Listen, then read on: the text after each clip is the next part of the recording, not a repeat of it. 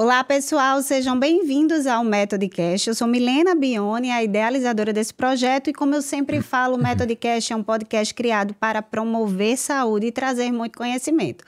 Estamos em nosso 4º episódio e o convidado de hoje é Dr. Tiago Martins, neurocirurgião e especialista em coluna. Dr. Tiago Martins é formado na Universidade Federal da Paraíba e neurocirurgião, especialista em coluna vertebral, formado pelo Hospital das Clínicas da Faculdade de Medicina da Universidade de São Paulo. Muito obrigada, doutor Tiago. Obrigado pelo convite, Milena. Estou muito feliz de estar aqui hoje. Em estar aqui e nos trazer muito conhecimento. O tema hoje é coluna vertebral, doenças, tratamento e exercício físico. Eu vou começar falando um pouco sobre a coluna vertebral, que é responsável pela sustentação do nosso corpo, formada por vértebras e nada mais de que um especialista em coluna, para explicar para nós o papel da nossa coluna e quais são as doenças que mais acometem a coluna, doutor Tiago. De longe, a doença principal da coluna e que está enraizada na cabeça da população e todo mundo tem medo é a hérnia de disco, tá? Mas a hérnia de disco realmente sintomática, ela é rara, tá? O achado de imagem da hérnia de disco, até certo ponto, ele faz parte do envelhecimento comum da coluna, tá? O tempo vai passando e essas alterações, junto com outras, como artrose, espessamento dos ligamentos, osteofitose, que são os famosos bicos de papagaio, elas estão dentro do contexto do que a gente chama de espondilose. Esse saco de alterações, digamos assim, esse grupo de alterações, são as principais alterações que acometem a coluna vertebral e, na imensa maioria das vezes, não são sintomáticas, não restringe ao paciente de realizar nenhuma atividade. Certo. São inúmeras as doenças que acometem a coluna. Falando da hérnia de disco, doutor Tiago, que é o disco intervertebral está localizado entre uma vértebra e outra. É um anel fibroso, cartilaginoso, onde amortece as vértebras. E o que é a hérnia de disco? Quais são os seus sintomas? A hérnia de disco, muitos pacientes chegam no consultório e perguntam, doutor, o que é a hérnia de disco, né? O que é o disco? O disco é uma estrutura que só existe na coluna, né? Ele é um remanescente que vem do embrião e ele é um tecido fibrocartilaginoso que ele serve para amortecer o impacto entre as vértebras, tá? Ele faz com que haja um espaço preservado, eu vou mostrar aqui no modelinho, entre os segmentos vertebrais. Além de absorver o choque, o fato do disco ser preservado e ser alto, ele faz com que os nervos que estão passando dentro do interior da coluna, eles tenham um espaço adequado para poder sair da coluna em direção aos membros, seja no braço, seja a perna, tá? Então, o que é a hérnia de disco? Esse disco, ele tem 2 componentes. Ele tem um anel fibroso mais rígido, que a gente chama de ânulo fibroso, e dentro dele, o conteúdo dele é uma espécie de gel, certo? Que a gente chama de núcleo pulposo. Esse núcleo, ele é, de certa forma, uma substância altamente inflamatória. Quando há uma deformidade dessa estrutura que se assemelha, de certa forma, a um feijão, isso faz uma deformidade, que pode ser um abaulamento, pode ser uma protrusão, pode ser uma extrusão ou um sequestro, e todas essas deformidades do disco, elas são caracterizadas como hérnia de disco, tá? Agora, ela só é preocupante a partir do momento que ela começa a pôr em risco a atividade e a estrutura nervosa, porque muitas vezes a hérnia de disco pode acontecer, de certa forma, até para fora do canal vertebral e não tem nenhuma consequência, nenhuma limitação. E qual o tratamento, doutor Tiago, da hérnia de disco sintomática? Então, a hérnia de disco, ela, na imensa maioria das vezes, ela vai melhorar apesar de qualquer profissional de saúde. Apesar do médico, apesar do fisioterapeuta, apesar de remédios. 90% das crises vai melhorar se o paciente não fizer nada. Lógico, se ele tiver um suporte do médico, se tiver um suporte do fisioterapeuta, ele vai passar por essa fase de uma maneira muito menos incômoda e com menor risco de sequela, né? Então, como é que a gente faz a avaliação? A primeira coisa, quando esse paciente chega no consultório, é a gente avaliar se ele tem o que a gente chama de sinais de alarme, tá? E os sinais de alarme são justamente os sinais que indicam para a gente que possa ter uma compressão de nervo que esteja pondo em risco a funcionalidade do paciente. Isso varia desde dor, que muitas vezes é o sintoma que faz com que o paciente procure o médico, mas ele em geral não é o mais grave, porque ele pode ser só da atividade irritativa, não só da compressão. Mas em estados de compressão mais avançado, o paciente pode ter dormência, que pode ser uma dormência parcial no membro ou completa, e ele pode também ter a perda de força, que esse sim é o sinal mais grave de todos. Ela pode variar de uma perda de força parcial ou até a perda de força completa. A maioria desses casos são casos de emergência. Então, a gente excluindo os sinais de alarme ou vendo que o paciente está dentro de uma área, digamos, confortável, é mais dor, um pouco de dormência, não tem tanto comprometimento de força, esse paciente vai para o tratamento conservador, tá? E o tratamento conservador, a gente faz um repouso leve, tá? Não é inatividade completa, faz uma reabilitação com orientação do fisioterapeuta. E muita gente me pergunta qual é a fisioterapia que vai fazer, e eu não sei, gente, eu não sou fisioterapeuta. Mas eu oriento que o fisioterapeuta faça o segmento desses pacientes. E medicação. A medicação também não é essencial, mas ela ajuda o paciente nesse processo. E muitas delas são simplesmente medicações sintomáticas, né? Analgésicos e anti-inflamatórios. E a depender do grau de incômodo que o paciente esteja, a gente pode passar alguns anticonvulsivantes. Porque da mesma forma que eles diminuem a atividade irritativa neuronal no cérebro, como a gente sabe, eles também diminuem a atividade irritativa no nervo periférico. E isso faz com que o paciente tenha um controle melhor da dor. Normalmente, a gente leva esse tratamento conservador por 6 semanas. Caso o paciente responda, que vai ser a maioria dos pacientes, eles vão ser depois integrados num trabalho posterior a isso de tratamento para fortalecimento, uma rotina de atividade física. Eu costumo dizer que o paciente que tem hérnia de disco, ele tem todos os ingredientes para ter hérnia de disco. É igual a quem tem infarto, quem tem AVC, tem que ter um cuidado específico para não deflagrar uma crise mais grave. Tá? Então, essa é a estrutura do tratamento conservador do paciente com hérnia de disco. É muito comum, né? Como diante da minha experiência dos pacientes que a gente atende, o medo, né? Hérnia de disco é cirurgia, é caso de cirurgia, eu não posso fazer isso, eu não posso fazer aquilo. Eu sei que, diante da sua explicação, nem sempre todo caso é cirúrgico, mas quando o caso é cirúrgico da hérnia de disco, doutor Tiago? Tá, então a indicação de cirurgia é paciente com déficit motor, já tem um comprometimento motor, isso tem um indício que a lesão do nervo pode ser mais grave, ou paciente que não responde ao tratamento conservador inicial, porque a partir de 6 semanas vale mais a pena você fazer o tratamento intervencionista e resolver o problema, ou se o paciente tem uma preferência pessoal, às vezes é um profissional liberal, autônomo, que não pode ficar tanto tempo afastado das atividades, ele pode optar por fazer o tratamento de forma mais precoce. E o tratamento da hérnia de disco, ele evoluiu muito nesses últimos anos, com a adoção da cirurgia endoscópica. Tá? Antigamente, essas cirurgias eram feitas de forma aberta, a olho nu, elas chegaram a evoluir para o microscópio, mas mesmo assim ainda era uma cirurgia relativamente invasiva. Alguns casos eventuais, o paciente terminava precisando de alguma prótese, algum pino, mas hoje a esmagadora maioria dos pacientes que têm uma hérnia de disco, eles vão se beneficiar do tratamento padrão ouro, que é a cirurgia endoscópica. É um pequeno corte, em cerca de 0,5 centímetro. A cirurgia dura mais ou menos 30 minutos, às vezes 20 minutos. É feito de forma ambulatorial, o paciente faz, se recupera durante umas 4 horinhas ali no hospital, mas vai para casa, já vai andando. E normalmente com 15 dias ele já está apto a retornar às suas atividades, exercício, fisioterapia, trabalho. Normalmente o paciente tem um pós-operatório bem fácil de ser manejado. Eu já ia perguntar se após a cirurgia o paciente poderia levar uma vida normal, praticar exercício físico, academia, então as contraindicações após a cirurgia são mínimas. Ele não só pode, como deve, pela mesma coisa que eu falei lá antes. O fato de que o principal fator de risco para o paciente ter uma hérnia de disco é a herança genética. Então, mesmo esse paciente tendo operado uma hérnia de disco, ele continua tendo os fatores de risco para ter outra hérnia. Outros fatores de risco que são importantes é o tabagismo, as questões laborais, pacientes que trabalham com muita carga, muita má postura, e o sedentarismo. Tá? Então, se a gente for avaliar bem, o cigarro hoje em dia raramente se fuma, a genética a gente não tem ainda nenhum tipo de adição gênica que mude o fator de risco. Então, o que está sob o nosso controle, em geral, é a prática de atividade física, que muitas vezes o paciente não faz porque tem medo, só que ele não tem medo de ser sedentário, que é muito mais perigoso. Isso, com certeza.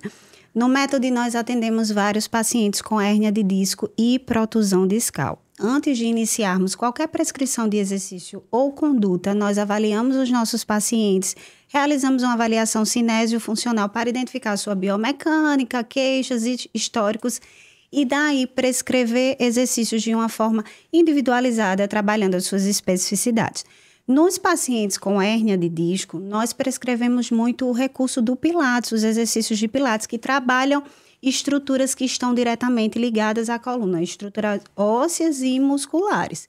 Nós prescrevemos exercícios de mobilidade que aumentam o espaço intervertebral, que minimizam essa compressão discal, exercícios de flexibilidade que aliviam a tensão, exercícios de fortalecimento que fortalecem o core, a musculatura que estabiliza a coluna da região abdominal. Então, nós prescrevemos bastante o Pilates. Doutor Tiago, e quando você indica o Pilates, qual a sua visão sobre o Pilates? Queria saber. Eu costumeiramente indico Pilates aos meus pacientes, tá? Como você explicou bem, Milene, o Pilates é uma atividade que, eu falo assim, o que é que o paciente tem que se preocupar, né? Seja ele um paciente que foi operado ou não foi operado. Ele não vai acordar um dia milagrosamente bem e vai estar livre de dores e agora vai poder fazer atividade física. Sim, com certeza. Então, eu costumo falar que é um processo, é uma escada que ele vai subir. Então, e na verdade é uma progressão de altos e baixos. Sim. Então, vou ter uma melhora, tenho uma leve piora, mas eu volto melhor, tenho uma leve piorada e termino melhorando. Então, durante o meu período de reabilitação, eu vou ter pioras, mas eu vou estar sempre progredindo, né? Então, eu falo que é importantíssimo que o paciente tenha um exercício que tenha sobrecarga tensional, tá? De qualquer forma que ele vai exercer isso. Seja no Pilates, seja um exercício calistênico, seja um exercício de academia. Agora, o Pilates ele tem um diferencial, que normalmente ele tem um fisioterapeuta dando suporte ao paciente nessas atividades. Então, é uma atividade segura, gera a sobrecarga que o paciente precisa e tem um componente também que muitas dessas outras atividades não têm, que é o de alongamento. Sim. Que essas outras atividades não têm esse recurso normalmente. E o suporte, sem dúvida, que é dado. Porque a maioria desses pacientes ele tem medo de se mexer. Sim. Né? Eles têm cinesiofobia. Isso. Né? Então, o fato de ter alguém ali na retaguarda que entenda, que saiba o limite que ele pode ir, que saiba que ele tem que esticar a corda um pouquinho, mas não demais, para ir se reabilitando, é importantíssimo. Então, inúmeros pacientes meus, quer sejam operados ou não operados, praticam Pilates e se beneficiam dessa técnica. Isso, eu já vou pedir a sua ajuda para a gente falar sobre a cinesiofobia. E eu trouxe algumas perguntas de alguns pacientes nossos e seguidores. E Josi é uma paciente nossa e ela gostaria de saber se a hérnia de disco extrusa pode ser revertida com um exercício físico. Pode. Por mais estranho que pareça, quanto mais irritativa, digamos assim, a hérnia, maior é a chance de ela recuperar de forma conservadora, tá?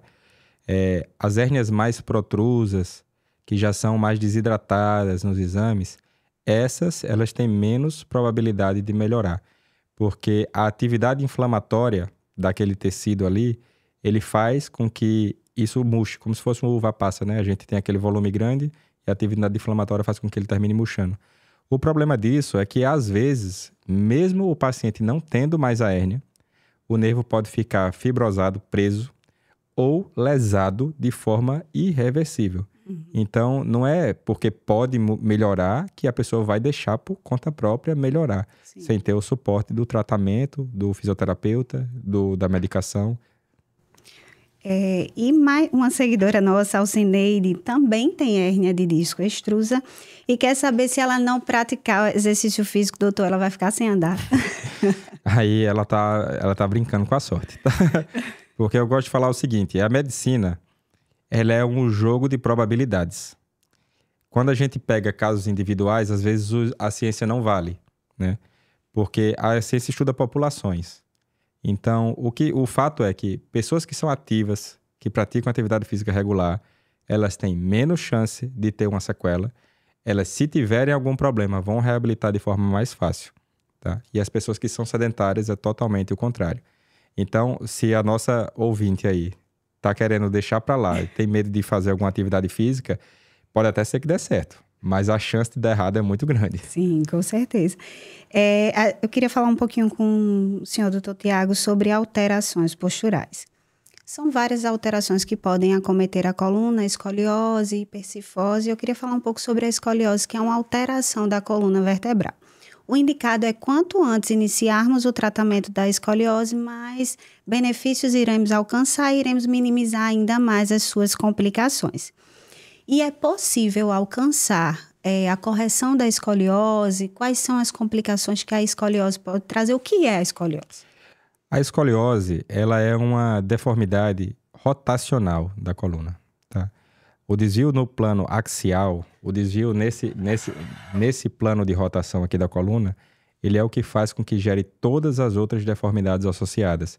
Tanto a deformidade coronal, que é o que chama a atenção da gente, a gente vê a giba do paciente, vê a costela elevada, vê a bacia rodada, quanto a deformidade do plano sagital, que na verdade nem quem tem escoliose ele tende a ter uma coluna mais retificada. Isso a gente está falando da escoliose do adolescente, que é a escoliose mais comum de todos, né? Normalmente, essa doença ela aparece durante a fase do estirão do crescimento. Ela é mais comum em meninas, uma proporção aí de 3 para 4 meninas para cada menino. E normalmente ali perto da menstruação, um pouquinho depois, que é a fase que a menina dispara a crescer, é a hora que a escoliose também vai crescendo.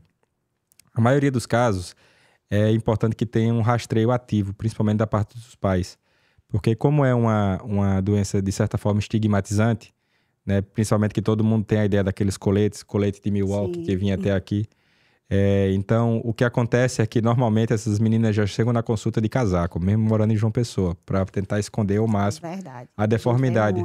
Aí o pai fala, nossa, eu vi essa semana, só que já eu sei que não começou há uma semana. Né? Então, acomete os adolescentes numa fase que já a questão de autoestima, de núcleos sociais, né? Essa coisa influencia muito. Então, a escoliose, ela tende a progredir durante essa fase. E, normalmente, a maioria dos pacientes também não precisa de cirurgia. Né? As curvas que vão até 40, 45 graus até a maduridade óssea, elas têm pouco risco de progredir na fase adulta. A cirurgia, ela tem dois objetivos. Um é corrigir a própria deformidade, que é estigmatizante. Né? O paciente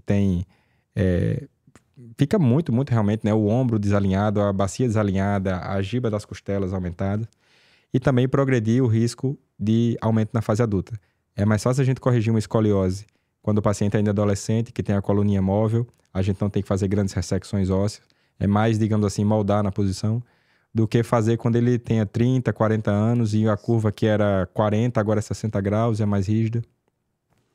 E mais uma pergunta de uma seguidora nossa que tem escoliose. A escoliose mais antiga em pacientes idosos, é possível reverter? Mas normalmente esses pacientes que têm a escoliose degenerativa do idoso, a gente não seguia mais tanto pelo grau da deformidade, como é o caso do adolescente. Porque o adolescente, normalmente, ele não tem degeneração na coluna. Então, a coluna dele normalmente é perfeita.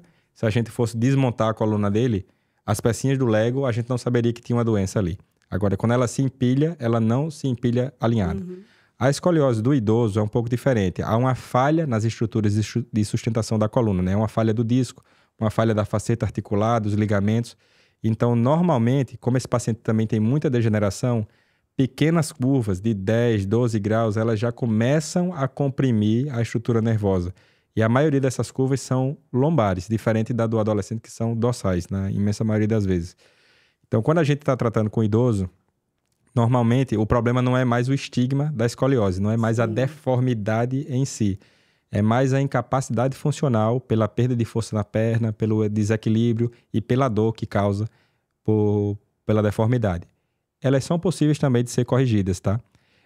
Hoje em dia, a gente também tem cirurgias menos invasivas, por incrível que pareça, por esses pacientes. A gente pode fazer uma via combinada, às vezes a gente faz um corte aqui na lateral da coluna, porque a gente já consegue alinhar grande parte da curvatura por um corte pequeno aqui, e depois a gente coloca o parafuso atrás de forma percutânea, minimamente invasiva, para travar naquela posição. Então, cirurgias que antes eram muito grandes, tinha perda de sangue imensa, hoje em dia a gente faz ali em 4 horas, o paciente não tem uma perda de sangue importante. São menos invasivas. Menos invasivas. Independente da idade, idoso. É independente da idade, mas assim, dificilmente um paciente assim, por mais que seja minimamente invasiva, dificilmente um paciente com mais de 75, 77 anos vai aguentar uma cirurgia desse porte, por mais que seja minimamente invasiva. Tá? Então, assim, normalmente esses pacientes aí, eles vão ter entre 65 e 70 anos, eles toleram bem essa cirurgia. Outra pergunta de uma seguidora, Mari, ela tem escoliose em um grau bem acentuado. Ela não colocou qual era o grau, mas ela quer saber qual exercício ela não deve realizar. Escoliose é acentuada, qual exercício Nenhum. ela não deve? Ela só não pode ser sedentária. Escoliose, isso, por favor, minha gente. escoliose de nenhum grau impede atividade física, de nenhum grau, tá, gente? E outra, não é muito, é muito comum, às vezes, adolescente, né? A família acha que a escoliose é por causa da mochila. Sim. Né? Aí fala, se fosse por causa da mochila, era muito fácil. Aí, o ano seguinte, ele ia com a mochila no outro ombro, o ano todinho, e estava curado. Equilibrada. Né? Mas, doutor Tiago, eu sempre falo que o nosso corpo é funcional. O nosso corpo é responsável por funções como correr, pular, saltar. E ao sedentarismo, a falta de movimento pode levar à limitação dessas funções. Limitações articulares, encurtamentos musculares, seja no jovem ou no idoso. No idoso já é muito comum, porque naturalmente, fisiologicamente, ocorrem essas limitações funcionais. Eu sempre falo que o idoso tem de mais valioso e de prêmio é a sua independência funcional. Então, um idoso independente que consegue realizar as suas atividades diárias, isso é um prêmio. Então, o exercício físico, o pilates, a musculação terapêutica, o nosso objetivo lá no método é promover que esse idoso permaneça independente funcionalmente. E o que a redução de movimento, o sedentarismo, pode trazer de complicação no corpo das pessoas, seja jovem ou idoso? Nossa, assim, sarcopenia, que é uma das principais causas de alimentação, perda de qualidade de vida e de morte precoce. Tá? Osteoporose, osteopenia, né? Perda da densidade óssea, também que no paciente mais velho é uma tragédia. Né? Dor crônica, né? O imobilismo é uma das principais causas de dor crônica. Hoje em dia, a gente que seja jovem, que seja mais velho, a gente passa o dia sentado trabalhando, estudando, chega em casa cansado e passa o resto da noite sentado assistindo televisão, e quando vai interagir com um amigo, é o dia sentado no celular. Isso. Então, o imobilismo é uma das principais causas de dor também. Então, assim, é essencial que a pessoa pratique atividade física. Porque eu gosto de falar o seguinte, por mais que você pratique atividade física, eu tenho o costume de fazer, eu faço ali 1 hora do meu dia. Isso é um pelo menos. Entendeu? É um pelo menos porque eu já vou passar o dia todo sentado. Isso. E quando a gente já está chegando assim numa faixa etária de 30 e poucos, 40 anos, a perda de massa muscular é absurda, perda de massa óssea é absurda. Muito do que a gente faz é para desacelerar a velocidade de progressão do envelhecimento, né? Postergar a perda de função, né? A medicina foi avançando e a gente foi vivendo cada vez mais. Só que a qualidade de vida da gente ainda não evoluiu tanto, né? As doenças degenerativas, elas estão muito mais comuns. Sim. Porque se estendeu a quantidade de vida, mas não a qualidade de vida, né? Então, a gente vai vivendo com muita limitação por conta disso. Doutor Tiago, cada corpo é um corpo, cada biomecânica, a anatomia, sua anatomia é diferente da minha. Mesmo que você procure um profissional que tenha responsabilidade, um fisioterapeuta que tenha responsabilidade e competência com a sua prescrição, o seu tratamento, cada corpo é um corpo. Eu sempre falo que o exercício físico é fundamental. Um paciente sedentário, quando busca o método e chega lá em nosso espaço, nós temos o maior cuidado em realizar exercícios leves e respondendo à sua funcionalidade, à sua condição física. Mas mesmo assim, no outro dia, alguns pacientes relatam dor, relatam incômodo, e isso faz com que eles limitem, eles tenham medo de dar continuidade ao exercício físico. Já pacientes com dor crônica. E por que acontece a dor após o exercício físico? Alguns têm medo de lesão, já apresentam um diagnóstico e se preocupam com medo de não se lesionarem. Por que acontece a lesão, doutor Tiago? A dor, né? A dor e a lesão. A principal causa é a falta de treino mesmo, entendeu? A inércia, né? O corpo quer fazer de tudo para você continuar naquele estado de mínimo gasto energético. Não mudar o hábito, né? Não mudar o hábito, né? Só que a partir do momento que você começa a praticar atividade física, você até sente saudade daquela dorzinha que dá no treino. Mas são inúmeros fatores, né? A sobrecarga tensional na musculatura, ela causa dor da musculatura. E quanto mais destreinado você é, mais causa. Mas isso em si não é uma lesão. Tá? Isso é uma resposta normal. Quando a gente está, digamos assim, hoje, a gente começou a fazer exercício hoje, quer seja a gente seja treinado ou seja um paciente iniciante. Não é no treino que a gente se condiciona. No treino a gente dá o estímulo, no dia seguinte, e, em geral 24, 48 horas depois, a gente está numa condição ligeiramente pior e depois que é uma supercompensação. Então é normal que no dia seguinte a gente esteja com mais dores, por favor, entendeu? diga isso aos nossos pacientes. A gente tenta conscientizá-los, explicar que é normal, é natural sentir dor no outro dia. Se você procurou um espaço de responsabilidade, é natural, até porque o seu corpo está adquirindo um novo hábito, uma nova rotina. Mas muitos apresentam a cinesiofobia, são cinesiofóbicos, que é o medo de se movimentar, de realizar um movimento, se lesionar, aumentar a sua dor, principalmente quem apresenta dor crônica. Eles são muito medrosos. E aí, por que acontece a lesão ou pode acontecer a lesão muscular? A imensa maioria desses casos não é lesão. Certo. Tá? O paciente com dor crônica e digamos assim, o diagnóstico principal desses pacientes aí seria a fibromialgia, tá? Esses pacientes, eles não têm lesão. Certo. Tá? Mas o paciente com dor crônica, o problema dele não é mais a lesão ativa. Vou dar um exemplo aqui. Vamos supor que o paciente tem uma osteoartrose na coluna. Ele tem dor há tanto tempo, que a dor passa a ser uma entidade separada da lesão, digamos assim, estrutural. Uhum. No caso do fibromialgico, nem se fala, porque nem tem a lesão estrutural de base, né? Mas a dor, ela é uma sensação percebida pelo cérebro, né? A dor não é pela mistura. Eu não machuco meu dedo e é porque meu dedo foi machucado que dói. É porque daqui sai uma mensagem, vai até a minha medula, da minha medula vai para o meu cérebro e lá eu percebo dor. Só que quando a via de dor é ativada durante muito tempo, ela fica automática. Sim. Automática, e ela sensibiliza outras sensações. Então, o paciente com dor crônica, ele tem sensibilidade ao frio, tem sensibilidade ao calor, tem sensibilidade à pressão, à temperatura, à postura. Então, o que acontece? Esse paciente, eu gosto de falar assim, é como se ele tivesse a antena de captação no máximo. No máximo. Então, o estímulo de movimentar, para ele, é demais, deflagra uma resposta dolorosa, porque o cérebro dele não sabe interpretar direito isso. E o fato dele ir e insistir vai fazer com que esse mecanismo vá se dessensibilizando aos Muito poucos. Importante. Agora não é de um dia para o outro, né? Não é de um dia para o outro. É a constância, a continuidade. Muito importante o que o senhor falou. É muito interessante, porque eles desistem. Quando dão continuidade, eu falo em todo podcast, exercício físico é uma dose diária. Não importa se é 1 hora, Verdade. 10 minutos, 20 minutos, é melhorar a sua qualidade de vida. Então, quando você melhora a sua qualidade de vida e dá continuidade ao tratamento, os resultados virão. Doutor Tiago, os exercícios resistidos que prescrevemos lá no método, e exercícios aeróbicos, a musculação terapêutica, para pacientes com a densidade óssea reduzida, osteoporose, artrite e artrose, com o objetivo de melhorar, aumentar a densidade óssea. O paciente, doutor Tiago, com osteoporose na coluna, quais os cuidados que eles devem ter? Deve cuidar em correr e fazer exercício pesado, gente.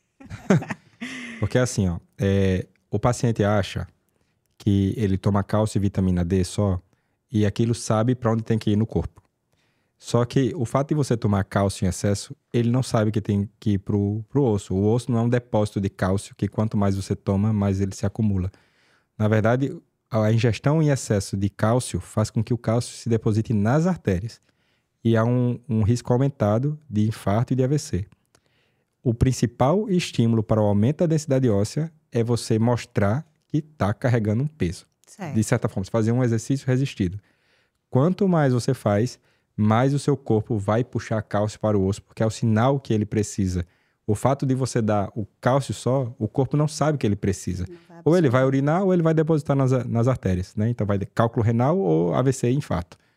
Então, o que você tem que fazer é dar o estímulo para que a densidade óssea vá aumentando. Tá? E o principal de tudo é a sobrecarga, o exercício resistido. Ótimo.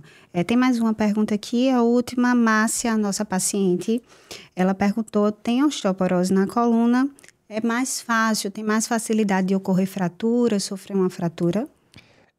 A osteoporose, ela coloca o paciente em risco de fratura, né?